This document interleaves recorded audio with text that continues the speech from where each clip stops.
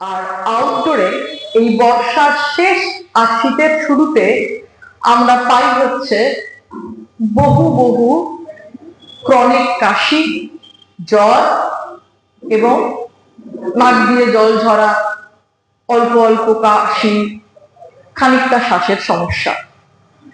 আমি দীপ্তেন্দুকে ডেকে নিচ্ছি আমাদের ফোরামে, ওই এখানে বসবে। আমরা শুধু কিছু কিছু প্রশ্ন ওর কাছে রাখবো আর তার উত্তরগুলো ওর কাছ থেকে জেনে নেওয়ার চেষ্টা করব। সঙ্গে থাকবেন ডক্টর নিখিল গুপ্তা, উনি একজন শিশু বিশেষজ্ঞ নর্থ বেঙ্গল মেডিকেল কলেজের এবং বর্তমানে আইসিএইচ এ কর্মরত। সঙ্গে উনি বাকি বিশেষভাবে শিশুদের সমস্যা ও তার মূল্যবান ইনপুট দিয়ে আমাদেরকে ঋদ্ধ করবেন। সকলকে শুভ সন্ধ্যা। তো প্রথমেই প্রদীপ স্যার এবং ঈশাকে ধন্যবাদ এই ডক্টর সুশান্ত রায় স্যারের স্মরণে আয়োজিত এই সভায় আমাকে একটা কিছু বলার সুযোগ করে দেওয়ার জন্য।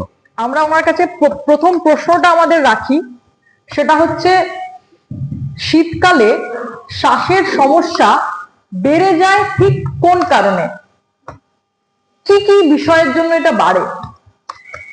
2 নম্বর বিষয়, যারা যারা ধূমপান করেন না তারা কি সম্পূর্ণরূপে বিপদমুক্ত, নাকি তাদেরও ভয় পাওয়ার কিছু কারণ রয়েছে যার থেকে সাবধানতা প্রয়োজন? শুনে নিই আমরা। তো আজকে আমাদের আলোচনার বিষয়বস্তু ছিল যে শীতকালীন আমাদের ফুসফুসের কি কি রোগ বাড়ে, কিভাবে আমরা ফুসফুসের রোগগুলোকে আটকাতে পারি। কিন্তু কখনোই ফুসফুসের রোগ নিয়ে ডিসকাশন করতে গেলে বায়ু দূষণ, এয়ার পলিউশন ছাড়া আমরা এই কথা বলার কোনো জায়গায় থাকে না, কারণ বায়ু দূষণ এবং ফুসফুসের রোগ একদম ওতপ্রোতভাবে জড়িত। তাই আমি জেনেই এটা সাইটটাতে air pollution and prevented respiratory health care নামটা রেখেছি। এটা আমার আন্ডার গ্রাজুয়েটের খুব সব থেকে ক্লোজেস্ট দুজন বন্ধু, doctor Isha Ghosh DNB internal medicine আর ডক্টর নিখিল গুপ্তা, এটা আমাদের একটা যৌথ প্রয়াস। এটা কোনো লেকচার নয়, এটা একটা আলোচনা সভা। এখানে আপনাদের যা কিছু প্রশ্ন, যেরকম প্রশ্ন হবে আপনারা আমাদের করবেন, আমরা সেটাকে উত্তর দেওয়ার চেষ্টা করব। তো প্রথমেই আসি পলিউশন নিয়ে।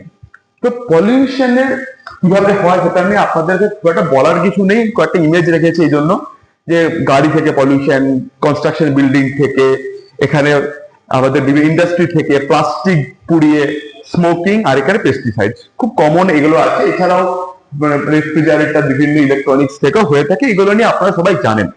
কিন্তু যে জিনিসটা নিয়ে এখনো খুব একটা হয়তো অ্যাওয়ারনেস নেই সেটা হচ্ছে indoor air pollution. Indoor air পলিউশনের মধ্যে আছে, প্রথমেই আছে বায়োমাস, মানে যেটা কাঠ বা কয়লা পুড়িয়ে যখন রান্না হয় সেটা হয়তো এখন। তো এর সব থেকে যদি আমরা একটা পরিসংখ্যান বলি, ভারতবর্ষে একটা রোগের কথা আপনারা সবাই জানেন, সেটা নিয়ে আমরা ডিসকাশনে পরেও আসবো, লাংসের রোগ, সেটাকে বলে সিওপিডি। সিওপিডি মানে ভারতবর্ষের পুরুষদের, মেলদের সিওপিডির প্রধান কারণ কিন্তু স্মোকিং, কিন্তু ফিমেল সিওপিডির মূল কারণ, প্রধান কারণ কিন্তু বায়োমাস, মানে ঘরের মধ্যে উনুনে আঁচে রান্না করা। সেকেন্ড হচ্ছে ধূপকাঠি। ধূপকাঠিও কিন্তু দেখা গেছে, বিভিন্ন পরিসংখ্যান বলছে ধূপকাঠি হয়তো মানে সিগারেটের থেকেও বেশি ক্ষতিকর। কিন্তু সিগারেট কেন বেশি ক্ষতিকর? কারণ একটা মানুষ দিনে 10টা-15টা সিগারেট খায়, সেই মানুষের দিনে 10টা তো ধূপকাঠি জ্বালায় না। কিন্তু যদি একটা ধূপকাঠি আর একটা সিগারেটের আমরা কম্পেয়ার করি, তাহলে হয়তো কিছু কিছু ক্ষেত্রে ধূপকাঠি আরো বেশি ক্ষতিকর। এবং ধূপকাঠি বেশিরভাগ ক্ষেত্রেই ক্লোজ স্পেসে, ঘরের মধ্যে জ্বালানো হয়। মানুষ সিগারেট খাচ্ছে, বাইরে খাচ্ছে, কে চলে যাচ্ছে। তাই 1-to-1 কম্পারিজনে হয়তো ধূপকাঠি সিগারেটের থেকেও বেশি ক্ষতিকর। কিন্তু সিগারেট কিউমুলেটিভ এফেক্টে দিনে কতগুলো সিগারেট খাচ্ছে, প্যাসিভ স্মোকিং, সেসব করলে তো অবশ্যই সিগারেট অনেক বেশি ক্ষতিকর, কিন্তু ধূপকাঠিও কিন্তু অনেক বেশি ক্ষতিকর। মানে আমাদের ইনডোর এয়ার পলিউশনের মধ্যে অন্যতম। 3 নম্বর হচ্ছে মসকিউটো কয়েলের যে ধোঁয়া। 4 আর 5-এ আমি যে ইমেজটা রেখেছি, 4 আর 5-এ এখানে, এই দুটো হচ্ছে কিন্তু ডিরেক্টলি লাংসের রোগ হয়তো করে না, কিন্তু লাংসের রোগকে এরা কমপ্লিকেট করে, জটিলতা সৃষ্টি করে। 4 নম্বরে আছে ড্যাম্প ওয়াল। ড্যাম্প ওয়াল থেকে কিন্তু যাদের লাংসে রোগ আছে তাদের কিন্তু ফাঙ্গাল ইনফেকশন হওয়ার চান্স খুব বেশি থাকে। তো এই জন্য এটাকে আমরা ইনডোর এয়ার পলিউটেন্টের মধ্যেই রেখেছি। আর 5 নম্বর হচ্ছে যেটাকে আমরা বলি হাউস ডাস্ট মাইট। খুব ক্ষুদ্র কিছু ইনসেক্ট থাকে যেগুলোকে আমরা চোখেও দেখতে পাই না, মাইক্রোস্কোপে ধরা পড়ে। এরাও কিন্তু অ্যালার্জি এবং অ্যালার্জি জাতীয় যত ফুসফুসের রোগ থাকে সেগুলোর একটা কমপ্লিকেশনের জন্য দায়ী। তো মোটামুটি ইনডোর এয়ার পলিউশনের মধ্যে এছাড়া তো স্মোকিং তো আছেই, যেমন আমরা দেখেছিলাম। তো বায়োমাস, ধূপকাঠি, মশার ধূপ, ঘরের মধ্যে থাকা ড্যাম্প এবং হাউস ডাস্ট মাইট। তাহলে এই যে বিভিন্ন সোর্স, সেটা ইনডোর হোক বা আউটডোর হোক, তাহলে কি কি পলিউটেন্ট মূলত থাকে? সালফার ডাইঅক্সাইড, বিভিন্ন hydrocarbon, carbon dioxide, carbon monoxide, বিভিন্ন নাইট্রোজেন আর অক্সিজেনের বিভিন্ন কম্বিনেশন, ওজোন। তার সঙ্গে একটা টার্ম আপনারা প্রত্যেকেই শুনে থাকবেন যারা রেগুলার নিউজ দেখেন, যে পিএম, পার্টিকুলেট ম্যাটার, পিএম। এবং দেখবেন এই পিএম এর মধ্যে PM10 বা PM2.5 এই কথাগুলো আমরা খুব প্রায়শই শুনি, নিউজ চ্যানেলে প্রায় দেখা যায়। তো এই পিএম জিনিসটা কি?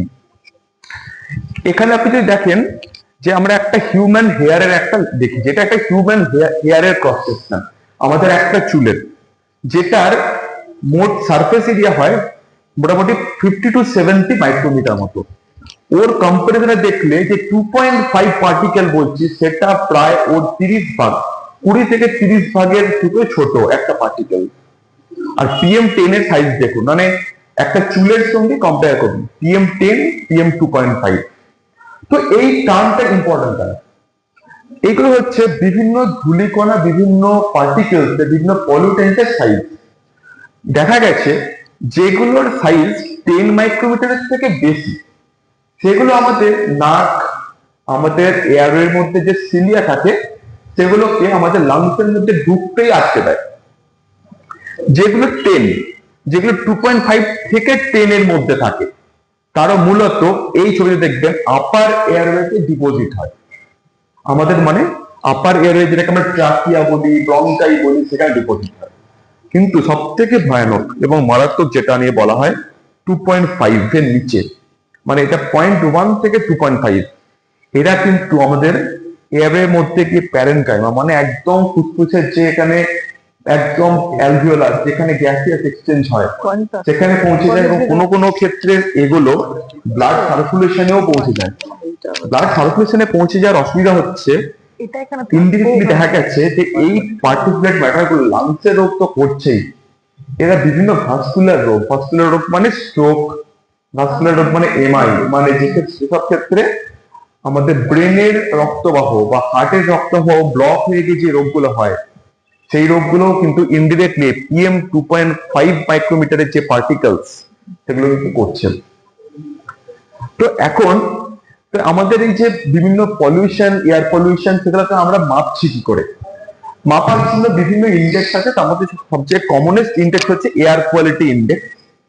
এই এয়ার কোয়ালিটি ইন্ডেক্স যেটা আছে, সেটা আপনারাও প্রায়শই দেখবেন যে নিউজ পেপারে এটা নিয়ে কথা হয়। এয়ার কোয়ালিটি ইন্ডেক্স 8টা, মোটামুটি nitrogen dioxide, ozone, particulate matter, carbon dioxide, carbon monoxide, hydrocarbon, এরকম 8টা পার্টিকুলেট ম্যাটারের কনসেন্ট্রেশন থেকে বানানো হয়। তো এটার একটা এরকম ইউনিট হয় না, 0 থেকে 50 কে আমরা গুড ধরি, তারপরে সবকটাই খারাপ। তো যদি আমরা একটা পরিসংখ্যান দেখি যে এখন মানে দিল্লিতে কি অবস্থা, কারণ দিল্লি নিয়ে দেখবেন আমাদের পলিউশন নিয়ে প্রায়শই কথা হয়। দিল্লির এয়ার কোয়ালিটি ইন্ডেক্স মোটামুটি থ্রু আউট দ্য ইয়ার এটা থাকে মোটামুটি 150 to 200 মিনিমাম। ইভেন দিওয়ালির এতে যদি দেখেন যে দিওয়ালির সময় দিল্লিতে AQI এর মাত্রা মাঝে মধ্যে 600 ছাড়িয়েছে। এটা এবছর এবং গত বছরের পরিসংখ্যান 24 এবং 25-এর মাঝে মধ্যে এটা 600 ছাড়িয়ে গেছে। এবার দেখা গেছে যে সমস্ত যে এই যে 8টা যে মলিকিউল আমি বললাম, তার মধ্যে দেখা গেছে PM2.5 কে ধরলেই মোটামুটি বাকিগুলোর পরিসংখ্যান, মানে বাকিগুলোর যে মাত্রা এর ইকুইভ্যালেন্ট, মানে PM2.5 যদি বাড়ছে তো বাকিগুলোও বাড়ছে। তো এই যে PM2.5 এর মাত্রা এটা এটা WHO এই গাইডলাইনটা দিয়েছে, এখানে বলেছে যে PM 2.5 12 মাইক্রোগ্রাম পার মিটার কিউবের থেকে কম হতে হবে। ক্যালকাটাতে PM 2.5 throughout the year maximum হয় 60-65 মানে এখানে মোটামুটি আনহেলদি রেঞ্জের মধ্যে পড়ে, কিন্তু গরমকালে মাঝে মধ্যে এটা 10-15 লেভেলেও আসে, 10 থেকে 15 মাইক্রোগ্রাম পার মিটার কিউবেও আসে। তাহলে এগুলো গেল কিছু সাইন্টিফিক পরিসংখ্যান স্ট্যাটিস্টিক্স। তাহলে এবার আমরা আসি আমাদের মানে এগুলো থাকলে কি হয়, ঠিক আছে। তো লাংসের রোগ নিয়ে তো এবার আমরা ডিসকাশন করব। লাংস ছাড়াও কার্ডিয়াক ডিজিজ হয়, আমাদের এজিং খুব ফাস্ট হয়, ইনসুলিন রেজিস্ট্যান্স, ডায়াবেটিস হওয়ার সম্ভাবনা বাড়ে, মানে শরীরের মধ্যে নানান জায়গায় ব্লাড ক্লট হয়। ব্লাড ক্লট হওয়ার জন্য সেই ব্লাড ক্লট মানে হার্টের মধ্যে ব্লাড ক্লট হলে আমরা মানে মায়োকার্ডিয়াল ইনফাকশন বলি, ব্রেনের মধ্যে ব্লাড ক্লট হলে আমরা সেরিব্রোভাস্কুলার অ্যাক্সিডেন্ট বলি, সিভিএ বলি, স্ট্রোক বলি, পায়ের মধ্যে ব্লাড ক্লট হওয়া, বাচ্চাদের ক্ষেত্রে প্রেগন্যান্সিতে premature birth, low birth weight, ঠিক আছে। তো এরকম নানান রোগ মানে নানান কিছু হয়। তবে আজকে আমরা মূলত ফুসফুসের দিকগুলোকে নিয়ে আমরা এখন ডিসকাশন করব। তো লাংসের রোগের মধ্যে কয়েকটা রোগ নিয়ে আপনারা সবাই নাম জানেন, যে অ্যাস্তমা, সিওপিডি, টিউবারকুলোসিস, লাং ক্যান্সার। এইগুলো এই চারটে লাংসের বহু ধরনের রোগ আছে, তার মধ্যে অ্যাস্তমা, সিওপিডি, টিউবারকুলোসিস, লাং ক্যান্সার এই চারটে ভারতবর্ষের প্রত্যেক মানুষই নাম শুনেছেন। এই অ্যাস্তমা আর সিওপিডি জিনিসটা কি হয়? অ্যাস্তমা আর সিওপিডি দুটোই কিন্তু ফুসফুসের শ্বাসনালীর রোগ এবং শ্বাসনালী সংকোচনের রোগ। দুটোতেই শ্বাসনালী শুকিয়ে যায়। তাহলে ফারাকটা কোথায়? অ্যাস্তমা মূলত ইনফ্ল্যামেটরি। অ্যাস্তমাতে কি হয়, কোন একটা অ্যালার্জেন যেটা সেই মানুষটার শরীরের জন্য যথোপযুক্ত নয়, সেটা কোনো ঠান্ডা হাওয়া হতে পারে, সেটা কোনো অ্যালার্জেন হতে পারে, কোনো পোলেন হতে পারে, সেটা কোনো ফুড সাবস্টেন্স হতে পারে, যার এফেক্ট শরীরের মধ্যে পড়লে শরীর মনে করে যে শরীরের মধ্যে কোনো, বা লাংস মনে করে শরীরের মধ্যে কোনো অপ্রয়োজনীয় পদার্থ ঢুকছে, যাতে সেটা ঢুকতে না পারে, তখন লাংসের শ্বাসনালীগুলো সংকুচন হয়। এবং এই সংকুচন গুলো ইনিশিয়াল স্টেজে থাকে, রিভার্সিবল, মানে ইনিশিয়াল স্টেজে এগুলো কিন্তু সংকুচন থাকে, এক্সপোজার চলে গেলে আস্তে আস্তে খুলেও যায়। কিন্তু এই অ্যাস্তমার সমস্যাটা হচ্ছে, অ্যাস্তমা মানে শ্বাসকষ্ট ব্যাপারটা নয়। অ্যাস্তমার ডেফিনেশনেও মানে আমাদের যে জিনা যারা অ্যাস্তমা নিয়ে রিসার্চ করে, তার ডেফিনেশনেও চারটে মূল সিমটম ওরা বলেছে। শ্বাসকষ্টতা আছে, তার সঙ্গে বুক ছাই ছাই করা, তার সঙ্গে শুকনো কাশি, তার সঙ্গে বুকে চাপ চাপ ভাব। তাই শ্বাসকষ্ট ছাড়াও আমরা দেখবো বহু মানুষেরই এই সিজন চেঞ্জের সময়, লাইক গরম থেকে বর্ষাকালে বা শীতকাল আসার সময় একটু শুকনো কাশি, একটু নাক থেকে জল পড়া, একটু যেন সিঁড়ি উঠলে একটু হাঁপ লাগা, একটু যেন দৌড়াতে গেলে একটু কষ্ট, এগুলো আমরা ফিল করি। এগুলো হয়তো সবই অ্যাস্তমার সিমটম। বিশেষ করে ইয়াংদের ক্ষেত্রে, যারা নন স্মোকার, যাদের ক্ষেত্রে বায়োমাস এক্সপোজার নেই। সিওপিডি কি? সিওপিডিও কিন্তু একটা শ্বাসেরই রোগ, শ্বাসনালীরই রোগ, কিন্তু সিওপিডি মূলত কোনো এক্সপোজার থেকে হয়। এক্সপোজার মানে কিরকম? সবচেয়ে কমনেস্ট হচ্ছে স্মোকিং এক্সপোজার, সিগারেট, বিড়ি। তারপরে আসছে বিভিন্ন রকমের অকুপেশনাল এক্সপোজার। ধরুন কেউ কোল মাইনে কাজ করে, কেউ বালি খাদানে কাজ করে, কেউ কোনো থার্মাল পাওয়ার প্ল্যান্টে কাজ করে। তারপরে আসছে সিওপিডিতে ফিমেলদের ক্ষেত্রে, আমি আগেও বলেছি, যেটা হচ্ছে আমাদের বায়োমাস, যেটা ফিমেলদের ক্ষেত্রে মূল কারণ। তো আমি একটা ছবি এখানে রাখার চেষ্টা করেছি, যে একটা নর্মাল লাং আর সিওপিডি লাং যদি আমরা শরীরের মধ্যে গিয়ে ঢুকে দেখার চেষ্টা করি, বা যেটা আমরা মেনলি অপারেশন থিয়েটারে দেখতে পাই, দুটো লাংসের মধ্যে কতটা ফারাক হয়। এই ফারাকটা হয়তো অ্যাস্তমায় হয় না, কিন্তু সিওপিডিতে এইরকমই একটা ক্রনিক চেঞ্জেস আসে, পার্মানেন্ট চেঞ্জেস আসে, যেটা হয়তো ইরিভার্সিবল। এই জন্য সিওপিডি কিন্তু ইরিভার্সিবল রোগ। এই জন্য যাদের সিওপিডি ডায়াগনোসিস হয়ে যায়, তাদের হয়তো লাইফ লংই ইনহেলার নিতে হবে, বা ইনহেলার নিয়ে আমরা ডিসকাশনে পরে আসবো, কেন নেব, কিভাবে নেব আমরা বলবো। তো তাদের হয়তো সারা লাইফই, এটা হয়তো সুগার প্রেশারের মতো বা চোখে চশমা পড়ার মতো, আমাদের সারা লাইফই, সারা জীবনই এটা নিয়ে ট্রিটমেন্ট, বিভিন্ন ওষুধপত্র নিয়ে চলতেই হবে। এরপরে একটা আসি যে লাং ক্যান্সার। ভারতবর্ষে এখন ক্যান্সারের মানে পরিসংখ্যানে সব থেকে মেলদের মধ্যে মেল ডেথের কারণ সব থেকে বেশি হচ্ছে লাং ক্যান্সার, ফিমেলে সব থেকে বেশি breast cancer, male male person cancer related death সব থেকে বেশি পরিসংখ্যানে আসছে লাং ক্যান্সারের কথায়। এবং লাং ক্যান্সারের রিস্ক ফ্যাক্টরের মধ্যে স্মোকিং এবং এয়ার পলিউশন তো সব থেকে প্রথমে আসে, এবং এছাড়া তো বাকি যেটা আছে সেটা জেনেটিক, সেটা হয়তো আমাদের হাতে নেই। যেটা আমাদের হাতে আছে সেটা স্মোকিং অ্যান্ড পলিউশন। আচ্ছা, এবারে আসি অকুপেশনাল লাং ডিজিজের কথায়। অকুপেশনাল লাং ডিজিজ নিয়ে অ্যাওয়ারনেস ভারতবর্ষে খুবই কম, কারণ অকুপেশনাল লাং ডিজিজ নিয়ে অ্যাওয়ারনেস বলার জন্য এই সমস্ত ইনস্টিটিউশন গুলো, সেটা গভর্নমেন্ট হোক বা প্রাইভেট হোক, তাদেরকেই সব থেকে বেশি অ্যাওয়ারনেস প্রোভাইড করা দরকার, কিন্তু তারা করে না। কারণ অ্যাওয়ারনেস প্রোভাইড করার পরে তার লেবারারদের, তার ওয়ার্কারদের প্রোটেকশন দেওয়ার জন্য যা যা দরকার, তার জন্য এক্সট্রা একটা একটা এক্সপেন্সেস দরকার। সেগুলোকে কোম্পানিজ গুলো, গভর্নমেন্ট হোক বা প্রাইভেট হোক, তারা লুকিয়েই যায়। কারণ তারা তো চায় তার লেবারদের থেকে কাজই চায়, লেবারদের হেল্প তো তারা চায় না। তাই আমাদেরকে ডিসকাশন করে এটাকে মানে জানতে হবে যে কি কি থেকে মূলত অকুপেশনাল লাং ডিজিজ হয়। সবচেয়ে কমনেস্ট হচ্ছে কয়লা খাদানে কাজ করা। সেটা যদি আপনারা মানে আপনাদের কোনো ডাক্তার বন্ধু থাকে যারা দুর্গাপুর আসানসোল বেল্টের দিকে থাকে, কথা বলে জানতে পারবেন ওদিকে সিওপিডি, যারা নন স্মোকার, যারা কয়লা খাদানে কাজ করে, তাদেরও কিরকম ভাবে সিওপিডি হচ্ছে। একটা হচ্ছে তারা বিভিন্ন ইন্ডাস্ট্রিতে কাজ কাজ করেন, মেনলি ওয়েল্ডিং বা বিভিন্ন এই ধরনের গ্যাস নিয়ে কাজ করেন। 3 নম্বর হচ্ছে যে অ্যাসবেস্টস এক্সপোজার। এই দুটো ইমেজ, থার্ড এবং ফিফথ ইমেজ অ্যাসবেস্টস। এই অ্যাসবেস্টস এক্সপোজার নিয়েও কিন্তু অনেক ধরনের লাং ডিজিজ হয়, কিন্তু এর নাম্বারটা ভারতবর্ষে এখন কম, কারণ ভারতবর্ষে বিভিন্ন প্লাস্টিক প্রোডাক্ট আসার জন্য অ্যাসবেস্টসের ইউজটা আস্তে আস্তে কমে যাচ্ছে। তার জন্য অ্যাসবেস্টস রিলেটেড লাং ডিজিজ, এটা আমরাও পড়াশোনাও করেছি ডাক্তাররা, এবং এর একটা আরো স্পেকট্রাম অফ ডিজিজ হয়, কিন্তু তার প্রকোপটা তুলনামূলক কম, কিন্তু এটাও একটা মানে অকুপেশনাল লাং ডিজিজের মধ্যে পড়ে। আর একটা হচ্ছে thermal power plant. Thermal power প্ল্যান্টেও কিন্তু বিভিন্ন ধরনের ওই ড্রাই অ্যাশ, বিভিন্ন রকমের ছাই, বিভিন্ন রকমের ধোঁয়া যেগুলো হয়, তার থেকে অকুপেশনাল লাং ডিজিজ হওয়ার চান্স বাড়ে। এছাড়া বহু আছে, তবে এই কটা মোটামুটি কমনেস্ট।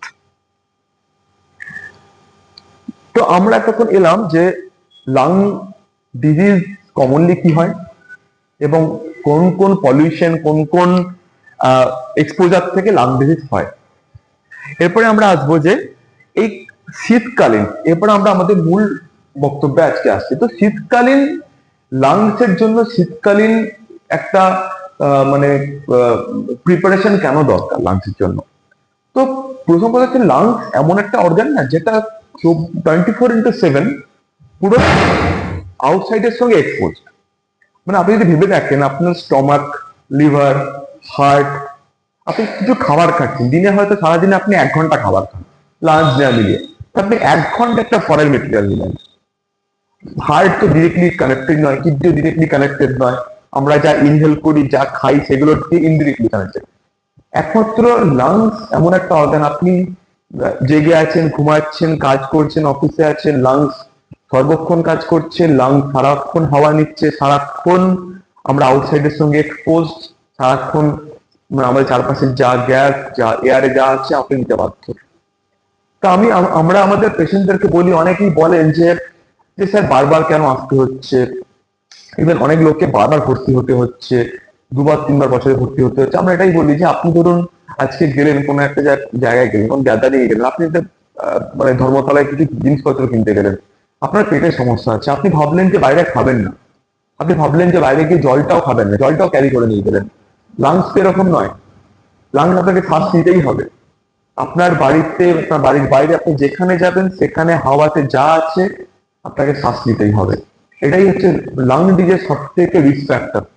মানে লাংসের ক্ষেত্রে আমাদের 24/7 আমরা 10 মিনিট 5 মিনিট আমরা লাংস বন্ধ করে থাকতে পারবো না। তো উইন্টারে কি কি চেঞ্জেস হয় আমাদের অ্যাটমসফিয়ারে, সেটা হচ্ছে ইম্পর্টেন্ট। প্রথমে যেটা হয়, যেটা কোল্ড এয়ার, ঠান্ডা হাওয়া, অতিরিক্ত ঠান্ডা শুষ্ক হাওয়া, যেটাও কিন্তু আমাদের এয়ারওয়ের কাছে একটা ফরেন পার্টিকেল মতোই মনে হয়।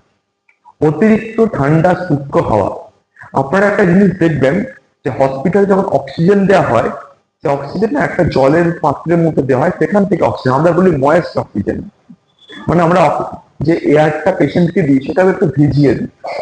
একটা শুষ্ক হাওয়াও কিন্তু আমাদের শরীরের কাছে একটা ফরেন পার্টিকেল মতো, সেটাকেও বেশিক্ষণ নিতে পারে না। আমাদের লাংসের হাওয়ার মধ্যেও কিছু মিনিমাল ময়েস্ট দরকার হয়। তাই শীতকালীন যে ঠান্ডা শুষ্ক হাওয়া, সেটাও কিন্তু লাং ডিজিজ ফ্লেয়ার আপ হওয়ার একটা প্রথম রিস্ক ফ্যাক্টর। সেকেন্ড হচ্ছে বিভিন্ন পোলেন্স। শীতকালে আমাদের বাতাসের মধ্যে পোলেন্স এর বিভিন্ন রকম যে পরাগ রেণুর মানে কনসেন্ট্রেশন অনেকটা বাড়ে। তো এগুলো কিন্তু অ্যাসমা, সিওপিডি বা এই ধরনের বা যে কোনো লাং ডিজিজের জন্য সেটার কন্ট্রোল খারাপ হওয়ার জন্য বা সেটার তিনি যে যতটা ভালো ছিলেন তার থেকে একটু খারাপ হয়ে যাওয়ার জন্য এই পরাগ রেণুর একটা ভূমিকা আছে। থার্ড আসছি যে একটা কনসেপ্ট আছে যেটাকে বলে টেম্পারেচার ইনভার্সন বলা হয়। এটা আপনারা সবাই জানেন যে গরমকালে টেম্পারেচারের জন্য মানে বাষ্প হয়ে ওপরে ওঠে, তার সঙ্গে তুমি বিভিন্ন গ্যাসিয়াস মেটেরিয়াল পার্টিকেল সেগুলো ওপরে উঠে যায়, তো আমাদের ভূপৃষ্ঠের সংলগ্ন হাওয়াটা অনেকটা পরিষ্কার থাকে। শীতকালে ঠিক উল্টো হয়, শীতকালে ঠান্ডা হাওয়া বেশি থাকে, ঠান্ডা হাওয়া ভারী নিচে থাকে এবং গরম হাওয়াটা মোটামুটি ওপরে থাকে, তার উপরে আবার একটা ঠান্ডা হাওয়ার লেয়ার থাকে। তো এই ঠান্ডা হাওয়াটা ভারী হওয়ার জন্য সেটা উঠছে না। তো যথারীতি এই আমাদের বিভিন্ন যে পলিউটেন্ট গুলো সেগুলো বাষ্পীভূত বাষ্পের সঙ্গে যে একটু উপরে যাওয়ার কথা ছিল সেগুলো উঠছে না। তো সেগুলো ভূপৃষ্ঠে সংলগ্ন এয়ারে বেশি থাকছে এবং সেখানেই আমরা ইনহেল এক্সেল করছি, তো আমাদের সমস্যা বাড়ছে। আর ফোর্থ হচ্ছে ব্যাকটেরিয়া ভাইরাস। যেহেতু টেম্পারেচার ডিক্রিজ করে এই জন্য শীতকালে বিভিন্ন ব্যাকটেরিয়া ভাইরাসের অ্যাক্টিভিটিও বাড়ে। তো মূলত এই চারটেই হচ্ছে আমাদের শীতকালে লাংসের রোগের, ফুসফুসের রোগের কন্ট্রোল খারাপ হওয়ার জন্য মূলত দায়ী। এবার আসি কি কি সিমটমস দেখলে আমরা বুঝবো যে আমাদের লাংসের কোনো রোগ আছে বা রোগ থাকলেও সেটা বাড়াবাড়ি হচ্ছে। তো দেখতেই পাচ্ছেন যে কাশি হচ্ছে, সেকেন্ডটাতে চোখ লাল, নাক দিয়ে জল পড়ছে। এখানে একটা কথা বলি, এই যে নাক দিয়ে জল পড়া এটাকে আমরা মানে মেডিকেলের ভাষায় বলি, আপনারা জানবেন যে অ্যালার্জিক রাইনাইটিস। তাহলে দেখবেন আমরা অনেক ক্ষেত্রেই অ্যালার্জিক রাইনাইটিস পেশেন্টকেও আমরা ইনহেলার প্রেসক্রাইব করি। কেন? অনেকেই বলবেন যে আমার তো শ্বাসকষ্ট নেই, আমার তো নাক দিয়ে জল পড়ছে, আমার তো একটু কাশি আছে শুকনো, হ্যাঁ ওই মন্টেলুকাস এই একটা ওষুধ খেলে কাশিটা কমে যায়, একটু নেজাল স্প্রে নিলে ঠিক হয়ে যায়, শ্বাসকষ্টটা আমার হচ্ছে না। কিছু বছর আগে পর্যন্ত মনে করা হতো অ্যালার্জি রাইনাইটিস এবং লাংসের অ্যাস্তমা আলাদা রোগ, কিন্তু এখন বলা হয় ইউনিভার্সাল এয়ারওয়ে, মানে নাক থেকে লাংস পর্যন্ত একই এয়ারওয়ে। তো কারো কারো ক্ষেত্রে হয়তো অ্যালার্জিক রাইনাইটিসটা বেশি সমস্যা তৈরি করে, কারো কারো ক্ষেত্রে অ্যাস্তমা। যার ক্ষেত্রে অ্যালার্জিক রাইনাইটিস কম্পোনেন্টটা বেশি, তার মানে তার ক্ষেত্রেও কিন্তু ওই জাতীয় সমস্যা মানে অ্যাস্তমা জাতীয় সমস্যা কিন্তু লাংসেও হচ্ছে। হয়তো সে এখন ইয়াং, হয়তো তার এখন অতটাও সমস্যা তৈরি হচ্ছে না, কিন্তু আমরা জানি যে এই সমস্যা নাকের সমস্যা চলতে থাকলে এবং আমরা যদি লাংসেরটাকে না মানে ট্রিট করি, হয়তো 10 বছর পরে তিনি শ্বাসকষ্টের সমস্যায় পড়বেন। আবার ঠিক একই রকম দেখবেন আমরা কিছু অ্যাস্তমার রোগীকে হয়তো নাজাল স্প্রে দিই, ওনারা বলেন যে আমার তো নাকের খুব অসুবিধা নেই, একটুই তো কাশি হয়। অ্যাকচুয়ালি এটাও সেই, ওনাদের ক্ষেত্রে হয়তো লাংসের সমস্যাটা বেশি, আপার এয়ারওয়ে সমস্যাটা কম। তো মোটামুটি আপার আর লোয়ার এয়ারওয়ে যার যেটা বেশি হচ্ছে তার অন্যটাও যে সাইলেন্টলি কিছুটা হচ্ছে সেটা মোটামুটি এখন রিসার্চ তাই বলছে। এই উপর এয়ারওয়ে আপার এয়ারওয়ে হলে লোয়ারেও সমস্যা আছে, লোয়ার এয়ারওয়েতে সমস্যা থাকলে আপার এয়ারওয়ে তো অল্প কিছু সমস্যা থাকবে। তাই এই অ্যালার্জিক রাইনাইটিস হওয়া, চোখ লাল হওয়া, যেটা শীতকালে খুব কমনলি বহু লোকের সিজন চেঞ্জে হয়, সেটাও কিন্তু একটা রেসপিরেটরি, মূলত আপার রেসপিরেটরি সিমটমের মধ্যে আছে। 3 নম্বর সিমটম যে ছবিতে আমরা দেখতে পাচ্ছি সেটা হলে তো প্রত্যেকেই আমাদের কাছে আসেন লোকাল, এবং অনেক কিছু ইমার্জেন্সি যেটা শ্বাসকষ্ট হলে তো প্রত্যেকেই জান না, এর জন্য আলাদা করে অ্যাওয়ারনেসের সমস্যা তৈরি করতে হয় না। কাশি নিয়ে একটা জিনিস বলে রাখি, একটা টার্ম আছে কাফ ভেরিয়েন্ট অ্যাস্তমা, মানে অ্যাস্তমা যে সবসময় যে শ্বাসকষ্টই হবে, সবসময় যে বুকে সাঁই সাঁই করবে, শীতকালে সাঁই সাঁই করবে এখন নয়। কাফ ভ্যারিয়েন্ট আসতে হয়, মানে এনার কিছু মানুষের কমপ্লেন থাকে যে আমার সকালে একটু কাশি হচ্ছে, সন্ধ্যের দিকে কাশি হচ্ছে, বা সিজন চেঞ্জে একটু কাশি হচ্ছে। মানে এই অ্যাস্তমা গুলো কিন্তু শুধু কাশি নিয়েই আসে। এনাদের ক্ষেত্রেও কিন্তু একই জিনিস, যে মানে প্যাথোলজিটা সেম। এয়ারের মধ্যে প্রদাহ হচ্ছে, বডি মনে করছে, শরীর মনে করছে, ফুসফুস মনে করছে সেখানে কিছু ফরেন পার্টিকেলস আছে, সেটাকে কেসে বাইরে করার চেষ্টা করছে। তো calf is a reflex, calf একটা প্রতিবর্তক ক্রিয়া। কাশি কোনো রোগ নয়, কাশি একটা সিমটম, একটা প্রতিবর্তক ক্রিয়া। এবং কিছু কিছু মানুষের এয়ারওয়েতে প্রদাহ হলে তারা সেটাকে কাশির আকারেই তার সিমটম আসে। তো কাফ ভ্যারিয়েন্ট অ্যাসমা, এই জন্য আমরা বহু ক্ষেত্রে বহু মানুষকে দেখেছি যে শুধুমাত্র শুকনো কাশির সমস্যা নিয়ে আসেন, অনেক ক্ষেত্রে অ্যান্টিবায়োটিকের মাল্টিপল কোর্স করেছেন, হ্যাঁ, তার সঙ্গে অ্যান্টি হিস্টামিনিক মানে আপনারা অ্যান্টি অ্যালার্জিক বলেন, মন্টিলগাস খাচ্ছেন, কমছে, আবার কি করছে, শ্বাসকষ্ট নেই, আমরা এইসব ক্ষেত্রে ইনহেলার অ্যাডভাইস করি। যেটা বললাম, কাশি একটা রিফ্লেক্স। তো কাশি রিফ্লেক্স এরকম, ধরুন কারো, যেটা বললাম যে লাংসের মধ্যে প্রদাহ হচ্ছে, এক নম্বর। দু নম্বর, ধরুন হার্ট ফেলিয়ার, লাংস থেকে হার্ট ফেলিয়ার কথা বলি। হার্ট ফেলিয়ার হলে কি হয়, লাংসের মধ্যে জল জমে। লাংসের মধ্যে জল জমেছে, লাংসের মধ্যে জল জমাটাও একটা ফরেন পার্টিকেল, লাংসে জল থাকার কথা নয়। লাংস মনে করছে একটা ফরেন পার্টিকেল এসছে, কেসে বার করার চেষ্টা করছে। হার্ট ফেলিয়ারও কাশি হয়, এই কাশি স্কুলে পারে। টিউমার, লাংসের মধ্যে একটা টিউমার হয়েছে, সেই টিউমারটা হয়তো কিছুদিন লাংসের মধ্যে ছিল, সাইলেন্ট ছিল, বুঝতে পারছিলেন না, মানুষ বুঝতে পারছিল না, ওজনটা কম ছিল, ছোট একটা টিউমার। গোটা লাংসের মধ্যে যদি একটা একসঙ্গে টিউমার হয়, তা শ্বাসকষ্টও হবে না, কিছুই হবে না। কিন্তু কিছুদিন পরে, ধরুন এটা একটা এয়ারওয়ে, কিছুদিন পরে টিউমারটা পাশ থেকে গিয়ে লাংসের এয়ারওয়ের মধ্যে একটু মুখ বাড়ালো, লাংসের এয়ারওয়ে কে ইনভেড করলো। আবার একই জিনিস, ফুসফুস মনে করছে এটা ফরেন বডি, এটা কেসে হয়তো বার করতে পারবো, শুরু হলো কাশি। যেহেতু টিউমার গুলো কি হয়, টিউমার গুলো ওয়াল গুলো, আমরা জানি যে টিউমার এতে না, টিউমার যখন মানে কি, আপনারা খুব কমনলি জানেন টিউমার মানে অতিরিক্ত গ্রোথ, মাত্রা অতিরিক্ত বৃদ্ধি।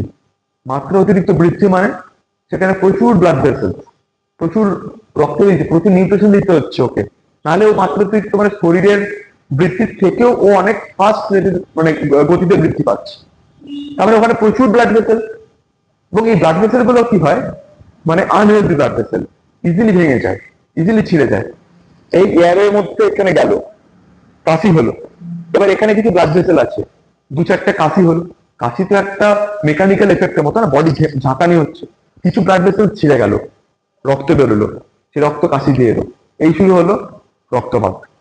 তাই যদি আমরা হিস্ট্রি নিই লাং ক্যান্সারের ক্ষেত্রে, দেখি যে তার বেশ বেশ কিছুদিন থেকে শরীরে দুর্বল দুর্বল লাগছে, ওয়েট কমছে, তারপরে কাশি এলো, তখনও সে অ্যালার্ট ছিল না। কাশি যখন আসে তখনও সে হয়তো ওভার দ্য কাউন্টারে ওষুধ খেলো, একটা অ্যান্টিবায়োটিক নিল, কাপ সিরাপ খেলো, তারপরে রক্ত এলো, সেদিন ডাক্তারের কাছে গেল, তখন কিন্তু হয়তো আমরা অনেকটা স্টেজ পেরিয়ে গেছি। তো এখান থেকে মূল কথাটা হচ্ছে যে কাশিকে মানে জমিয়ে রাখার ট্রিটমেন্ট নয়, কাশি হচ্ছে কাপ সিরাপ খেলাম, ট্রিটমেন্ট নয়, আমাদের কারণটা জানতে হবে। আমরা কাপ সিরাপ তাহলে কখন ইউজ করি, আমরা কাপ সিরাপকে ইউজ করি ট্রিটমেন্ট একটা একটা ব্রিজিং হিসাবে। মানে কিরকম, ধরুন একটা চিকিৎসা আমি করছি, আমি জানি ওনার কাশিটা কমতে আরো 10-15 দিন সময় লাগবে, কিন্তু ওনার এতটাই কাশি হয়তো রাতে ঘুমাতেই পারছেন না, একটু কাপ সিরাপ দিলাম, একটু রাতে ঘুমটা হলো, একটু কাশিটা থামলো, উনি ঘুমাতে পারলেন।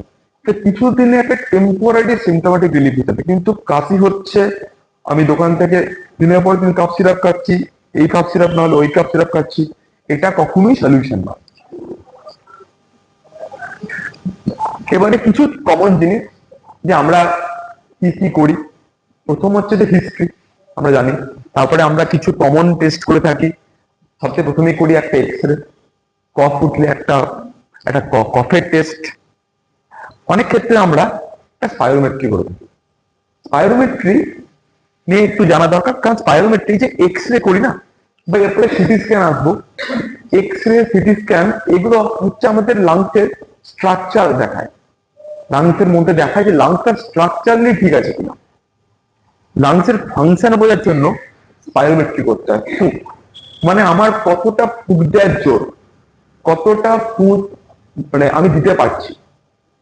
এখানে স্পাইরোমেট্রি সঙ্গে টেস্টে আপনাদের, এটা আপনাদেরকে মানে বলার দরকার নেই, তাও আমি বলে রাখছি, স্পাইরোমেট্রির সঙ্গে বাকি ব্লাড টেস্ট বা বাকি টেস্টে একটা ফারাক আছে। কিন্তু স্পাইরোমেট্রি সবসময় খুব ভালো জায়গায় করবেন। স্পাইরোমেট্রি না খুব এফার্ট ডিপেন্ডেন্ট টেস্ট। অনেকে যখন আমি সেন্টারে গেলাম, আমি ব্লাড টেনে ল্যাবে চলে গেল। স্পাইরোমেট্রি টেকনিশিয়ান বা ডাক্তার যিনি থাকেন, পেশেন্টকে দিয়ে ঠিকমতো করাতে হয় এবং এর কিছু গাইডলাইন আছে যে তাকে 6 সেকেন্ড ফুঁক ছাড়তেই হবে, তাকে জোরে ঠিকঠাক ফুঁক ছাড়তেই হবে। জোরে ঠিকঠাক ভাবে ফুঁক দিচ্ছে কিনা সেটা আমরা এরকম একটা এই কম্পিউটার থাকে গ্রাফে দেখে বুঝতে পারি। আমি দেখেছি কলকাতা কেন ওয়েস্ট বেঙ্গলের মানে একটা র্যান্ডাম নাম্বার বলছি, 10 দিনের মধ্যে 7টা স্পাইরোমেট্রি ভুলভাল স্পাইরোমেট্রি থাকে। এটা স্পাইরোমেট্রি অলওয়েজ একটু ঠিকঠাক জায়গায় করবেন, ঠিকঠাক ল্যাবরেটরিতে করবেন। কারণ না হলে কি হবে, আপনারা এর জন্য খরচ করবেন কিন্তু সেই রিপোর্টটা আমরা দেখি যে সেই রিপোর্টটা আছে সেটা ভ্যালিড নয়।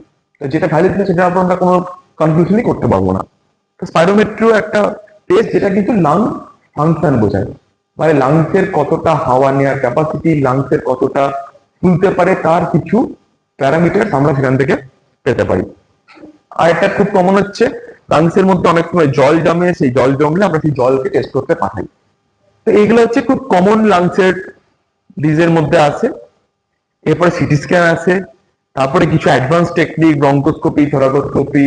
ব্রঙ্কোস্কোপি মানে হচ্ছে আপনাদের যেমন পেটে এন্ডোস্কোপি হয়, আমরা স্টমাক দেখার জন্য এন্ডোস্কোপি করি, আমরা লাংস দেখার জন্য ব্রঙ্কোস্কোপি করি। অনেক ক্ষেত্রে আমরা দেখি যে লাংসের কোনো একটা জায়গায় স্পেসিফিক ডিজিজ, সেখান থেকে তখন দরকার হয়, যেমন একটা লোকের কাশি হচ্ছে, কফ উঠছে, কফটা উঠছে কিন্তু যে কফটা মুখ দিয়ে উঠছে আমরা জানি না যে কফ স্যাম্পলটা তার যেখানে রোগ সেই জায়গাকে প্রপারলি রিপ্রেজেন্ট করতে পারছে না। কারণ কফ তো লাগে অনেক জায়গায় প্রডিউস হতে পারে। তো আমরা অনেক সময় টার্গেটেড স্যাম্পল দরকার, যে আমরা ওইখানটা থেকেই স্যাম্পল দেবো, যেখানে রোগ সেখান থেকেই আমরা স্যাম্পল দেবো। তো সেটার জন্য ব্রঙ্কোস্কোপি খুব কম দরকার হয়।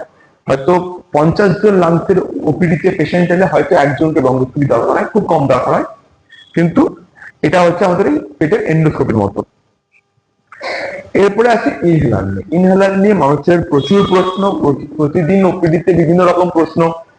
ইনহেলার ভালো না খারাপ, ইনহেলারে কি অ্যাডিকশন হয়, হয়তো আপনারাও কিছু প্রশ্ন করবেন। তো একটা কথাই বলি, ধরে নিন ইনহেলার হচ্ছে লাংসের মলম। মানে আমরা যদি চোখে রোগ হয় চোখে ড্রপ দিই, স্কিনে হলে স্কিনে মলম লাগাই, কানে হলে কানে ড্রপ দিই।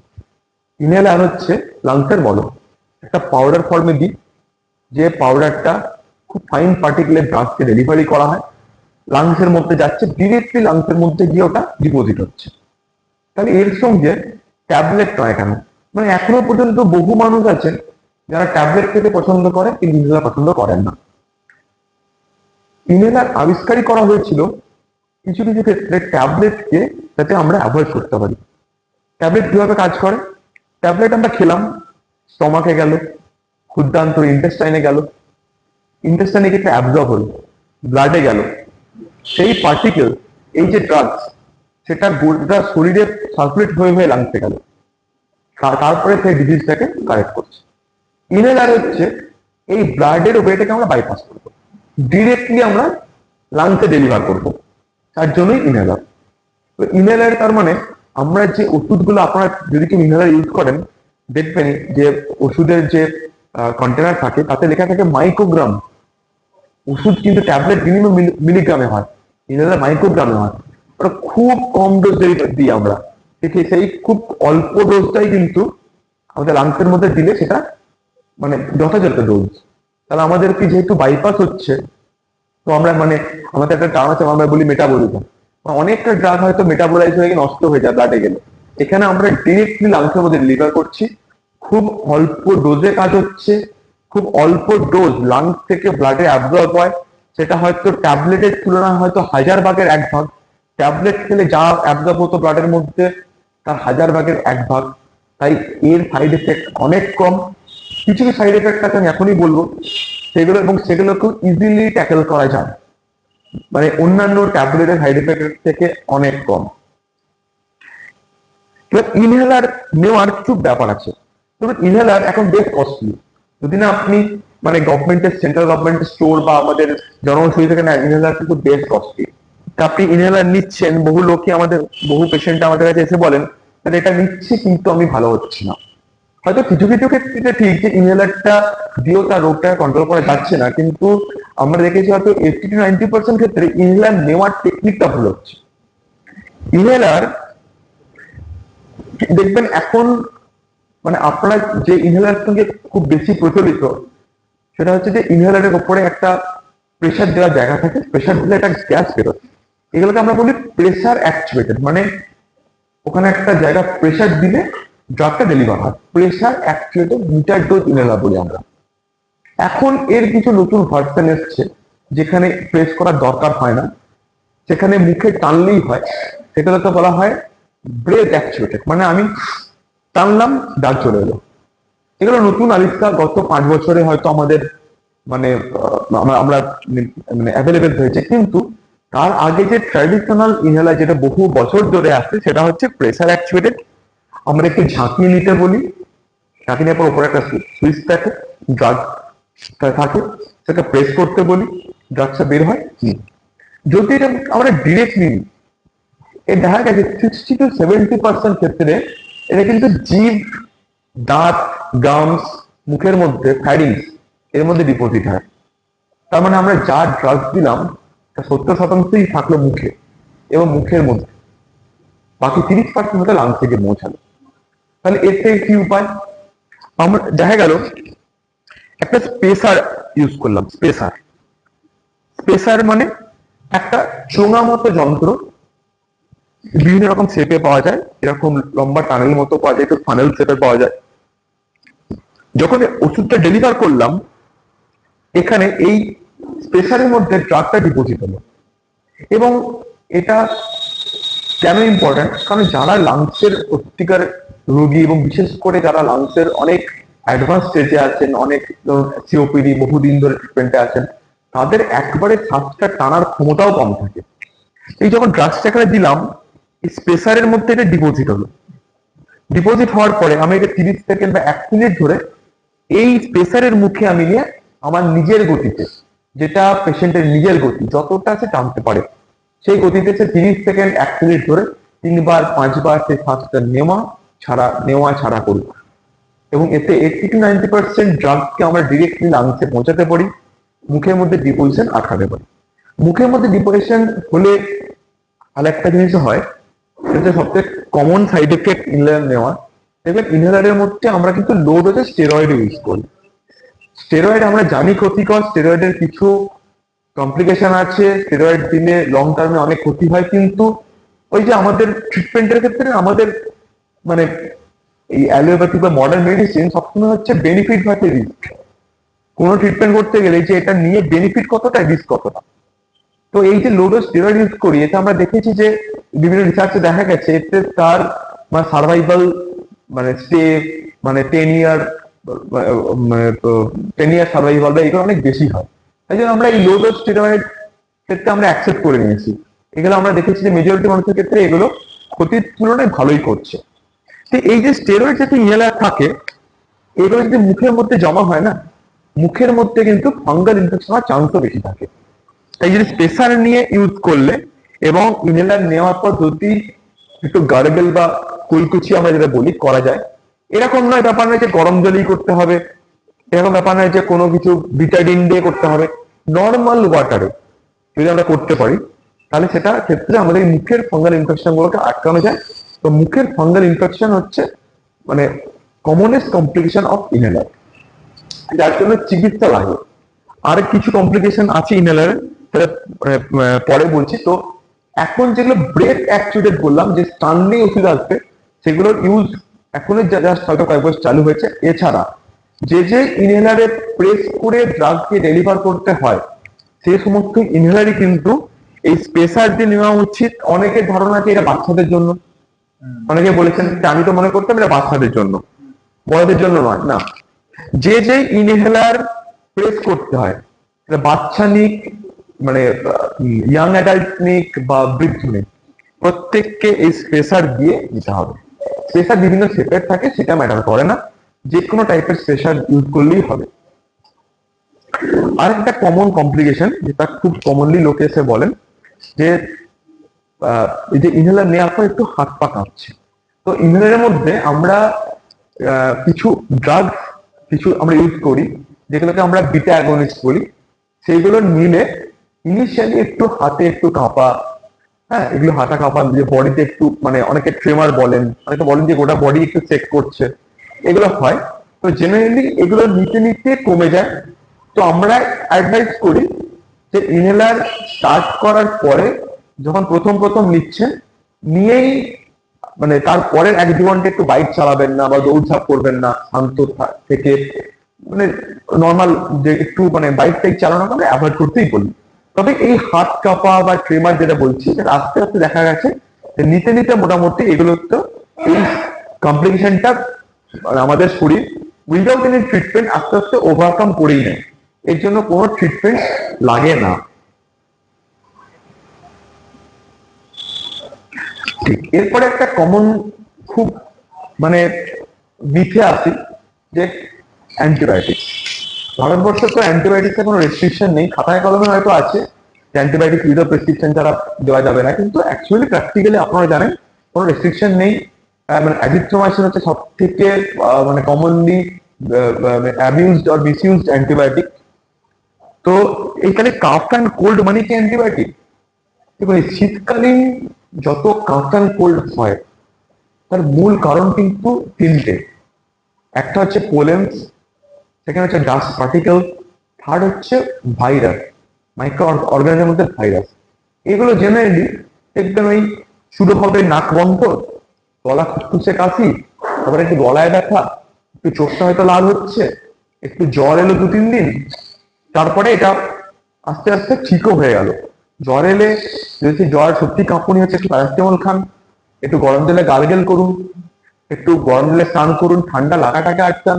কিন্তু এই common and calf and cold মানে অ্যাজিথ্রোমাইসিন ডক্সিসাইক্লিন নয়, অ্যাটলিস্ট ইনিশিয়াল 2 থেকে 3 দিন অবশ্যই নয়।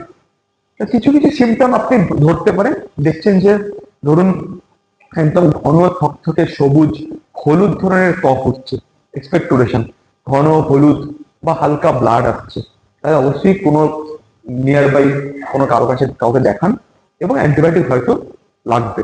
এবং আর একটা ক্ষেত্রে যারা খুব অ্যাডভান্স স্টেজের লাং ডিজিজ থাকে, লাইক সিওপিডি, কিছু আইএলডি থাকে, যাদের লাংসের ফাংশন অ্যাজ সাচই খুব কম, তাদের ক্ষেত্রে হয়তো আমরা কিছুটা ক্ষেত্রে একটু অ্যাগ্রেসিভলি ট্রিট করার জন্য আমরা অ্যান্টিবায়োটিক দিয়ে থাকি। অনেক ক্ষেত্রে হয়তো মনে হয় যে অ্যান্টিবায়োটিক না দিলেও চলতো, কিন্তু এই সমস্ত মানুষদের লাংসের মানে ব্যাকগ্রাউন্ড বা বেস লাং ডিজিজটাই এতটা, লাংসের কন্ডিশনটা এতটাই উইক যে আমরা আর কোনো ফার্দার রিস্ক নিতে চাই না। ঠিক সেসব ক্ষেত্রে কিন্তু আমরা হয়তো অনেক ক্ষেত্রে অ্যান্টিবায়োটিক দিই। আদারওয়াইজ মোটামুটি নর্মাল মানুষদের ক্ষেত্রে কাফ অ্যান্ড কোল্ড মানে অ্যান্টিবায়োটিকটা আপনি অ্যাটলিস্ট 2 থেকে 3 দিন ওয়েট করুন, গার্গেল, গরম জল, জ্বর হলে প্যারাসিটামল কি, এগুলো নিয়ে চেষ্টা করুন। তারপরেও যদি সেটা 2 থেকে 3 দিনের মধ্যে রিজলভ না করে বা দেখছেন যে সিমটমটা পারসিস্ট করতেই থাকছে, তাহলে সেক্ষেত্রে আমাদেরকে একটু দেখতে হবে, ওয়ার্ক আপ করতে হবে যে অ্যান্টিবায়োটিক বা অন্য কিছু লাগবে কিনা। তাহলে এই শীতকালীন যে সমস্যা, তাহলে আমরা কিভাবে আটকাবো? প্রথমত সবাই এটা শীতকাল বলে না, আমাদের এখন পলিউশন পয়েন্ট অফ ভিউ থেকে আমাদের প্রত্যেকেরই মাস্ক ইউজ করা উচিত। এবং মাস্ক ইউজ করলে শুধুমাত্র মানে লাংসের যে মানে গাছ বলে না, হয়তো আমাদের ধারণা ইন্ডিয়াতে টিউবারকুলোসিসের বার্ডেনটাকেও আমরা অনেকটা কমিয়ে ফেলতে পারবো। কারণ আমরা বাসের ট্রেনে আমরা জানি ভিড় বাসের মধ্যে 10 জন লোক একসঙ্গে আছে, আমরা জানি না কার মধ্যে টিউবারকুলোসিসের ব্যাকটেরিয়া আছে। তো মাস্ক ইউজ শীতকাল বলে না, শীত গ্রীষ্ম বর্ষা সবাই করা উচিত, যেটা হয়তো আমরা এখানে একজনও করছি না। নেক্সট হচ্ছে যে ক্রাউডেড প্লেসেস। ক্রাউডেড প্লেসে শীতকালে এটা মূলত বয়স্ক মানুষদের জন্য, যাদের লাংসের সমস্যা অলরেডি আছে। কারণ লাংসের সমস্যার ক্ষেত্রে একটা টার্ম আপনারা শুনে থাকবেন, যেটাকে আমরা বলি এক্সারসারবেশন। একটা লোকের সিওপিডি আছে, একটা মানুষের অ্যাসমা আছে, একজন মানুষের আইএলডি আছে, লাংসের রোগ আছে, তিনি কিছু ওষুধ নিয়ে তাকে আমরা একটা ব্যালেন্স করে রাখি। তার মধ্যে একটা কারণ হচ্ছে এক্সাসারবেশন, মানে বাড়াবাড়ি, বাঙালিদের বাড়াবাড়ি। মানে সে ওষুধ নিয়ে ভালোই ছিল, সে ওষুধ নিয়ে হয়তো তার ডেইলি কাজগুলো মোটামুটি করছিল, ইভেন সে অফিস যাচ্ছিল, তার মোটামুটি দৈনন্দিন জীবন সে ঠিকই কাটাচ্ছে। হঠাৎ কিছু একটা হলো, তার বাড়াবাড়ি হয়ে গেল। এই ধরনের মানুষের ক্ষেত্রে এই বেশি ভিড়, মেলা বা ক্রাউড কে যতটা সম্ভব অ্যাভয়েড করাই ভালো। তৃতীয়ত হচ্ছে, এই যাদের ক্রনিক লাং ডিজিজ আছে তাদেরকে আমরা জেনারেলি বলি, দেখুন ইন্ডিয়াতে তো ফিনান্সিয়াল বার্ডেন সব থেকে মানে আমাদেরকে মাথায় রেখে ট্রিটমেন্ট করতে হয়। আমরা তাও বলি, যারা লাংসের ট্রিটমেন্ট নিচ্ছেন তারা যদি সিমটোমেটিক্যালি ভালো থাকেন, বর্ষার আগে একবার, শীতের আগে একবার একটা চেক আপ করান। কারণ আমাদের অনেক ক্ষেত্রেই বর্ষা বা শীতের সময় আমরা কিছু রোগ বাড়তে পারে ভেবে আমাদেরকে একটু ড্রাগ ডোজ একটু ইন্টেন্সিফাই করতে হয়, ড্রাগের ওষুধের একটু রেজিমেন্ট চেঞ্জ করতে হয়। এই জন্য শীত এবং বর্ষার আগে যদি আপনি ভালো থাকেন, খুব একটা সিমটমে নাও থাকেন, তাও একটু একটা চেক আপ করান। তারপরে তো ফোর্থ পয়েন্ট হচ্ছে বিভিন্ন রকম ঠান্ডার এক্সপোজারকে প্রিভেন্ট করা। ঠান্ডা জিনিস না খাওয়া, ঠান্ডা মানে পায়ে একটা ঘরের মধ্যেও কোনো চপ্পল মানে মোজা এসব পরে ইউজ করা, যেগুলো আপনারা হয়তো এটা সবাই করে থাকেন। তারপরে আসছে মূল স্মোকিং সিজেশন। এটাও শীতকাল বলে না, শীত, গ্রীষ্ম, বর্ষা সবসময় স্মোকিং সিজেশন করা উচিত। তো এই স্মোকিং সিজেশন নিয়ে কয়েকটা কথা বলি, যে দেখা গেছে মোটামুটি 80% লোক যারা স্মোকার তারা কিন্তু স্মোকিং ছাড়তে পারেন না, এবং স্মোকিং মোটামুটি যারা ছাড়েন তারা বহুবার ছাড়েন, ছাড়েন আবার ধরেন, ছাড়েন আবার ধরেন। স্মোকিং সিচুয়েশনটা কিন্তু এই জন্য এখন কিছু মেডিকেলি অ্যাকসেপ্টেড ওয়ে আছে স্মোকিং ছাড়ানোর মতো। স্মোকিং আপনি মানে এটাকে আপনি কাউকে বকে ঝোঁকে বা কাউকে খুব একটা মানে মনের জোর দিয়ে হয়তো খুব কম লোকই ছাড়তে পারবেন। আদারওয়াইজ এখন কিছু মেডিকেল ওয়ে আছে যেখানে আমাদেরকে স্মোকিং সিগারেট উইথড্র করা হয় কিছু টেকনিক্যাল ওয়েতে, এবং সেখানে আমাদেরকে দু ধরনের ওষুধ জাতীয় জিনিস ইউজ করতে হয়।